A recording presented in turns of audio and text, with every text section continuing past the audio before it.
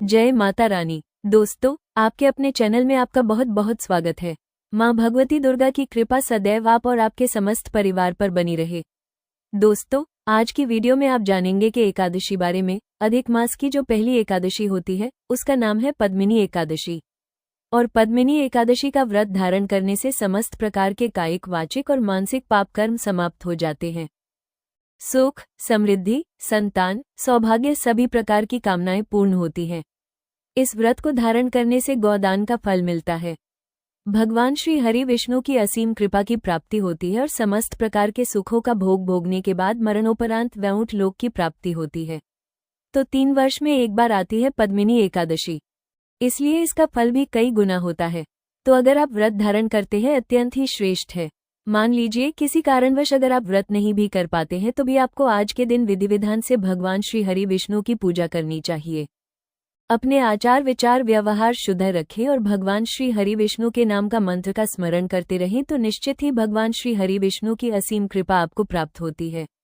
आज की वीडियो में आप जानेंगे कि पद्मिनी एकादशी साल 2026 में कब है, एकादशी की तिथि कब प्रारंभ हो रही है, कब समाप्त हो रही है, व्रत हमें कब धारण करना है और पारण करने का यानी कि व्रत खोलने का शुभ मुहूर्त क्या है, पद्मिनी एकादशी के दिन भगवान श्री हरि विष्णु की किस प्रकार से पूजा करें और व्रत हमें कब धारण करना है।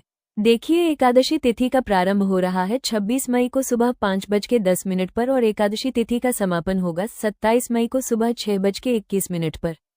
ऐसे में एकादशी तिथि का व्रत इस बार बहुत अधिक संशय में है, क्योंकि 26 मई को सुबह 5:10 पर एकादशी तिथि प्रारंभ हो रही है तो पूरे दिन और रात्रि की एकादशी है। 27 मई को सुबह 6:21 पर एकादशी तिथि समाप्त हो जाएगी। ऐसे में पूरे दिन द्वादशी है तो व्रत कब धारण करें। देखिए, एकादशी के व्रत में दशमी तिथि का बहुत महत्व होता है। मतलब दशमी युक्त एकादशी का व्रत हम नहीं धारण करते हैं और 26 मई को दशमी युक्त एकादशी है, क्योंकि 26 मई को सुबह 5:10 तक दशमी है। उसके बाद एकादशी है और दशमी युक्त एकादशी का व्रत नहीं धारण करना चाहिए, इससे पुण्य क्षय होते हैं। तो इसलिए इस बार हम व्रत धारण करेंगे 27 मई 2026 को। तो अधिक मास की एकादशी पद्मिनी एकादशी का व्रत है 27 मई 2026 बुधवार के दिन। बात करें पारण के शुभ मुहूर्त के बारे में तो देखिए, द्वादशी तिथि में एकादशी व्रत का पारण करते हैं और द्वादशी तिथि का प्रारंभ हो रहा है 27 मई 2026 को सुबह 6:21 पर और द्वादशी तिथि समाप्त हो रही है 28 मई 2026 को सुबह 7:57 पर। तो एकादशी व्रत के पारण करने का शुभ मुहूर्त है 28 मई 2026 गुरुवार को सुबह 5:25 से सुबह 7:57 से पहले। ध्यान रखिएगा, 7:57 के बाद त्रयोदशी लग जाएगी, तो व्रत के पारण के शुभ मुहूर्त का ध्यान रखिएगा। पद्मिनी एकादशी का व्रत 3 वर्ष में एक बार आता है।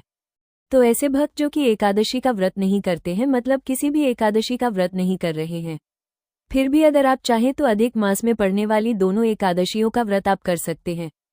इसका भी अनंत गुना पुण्य फल आपको प्राप्त होता है। तो आप ध्यान रखिएगा, एकादशी व्रत का अगर कर पाते हैं तो अत्यंत श्रेष्ठ है, नहीं तो पूजा जरूर कीजिएगा। पद्मिनी एकादशी के दिन भगवान श्री हरि विष्णु को तुलसी पत्र अर्पित करने से मनवांछित कामना पूर्ण होती है। इसके अलावा व्रत का पूजा का संपूर्ण फल आपको प्राप्त होगा। और दोस्तों, उम्मीद करती हूँ कि आपको बहुत अधिक लाभ होगा।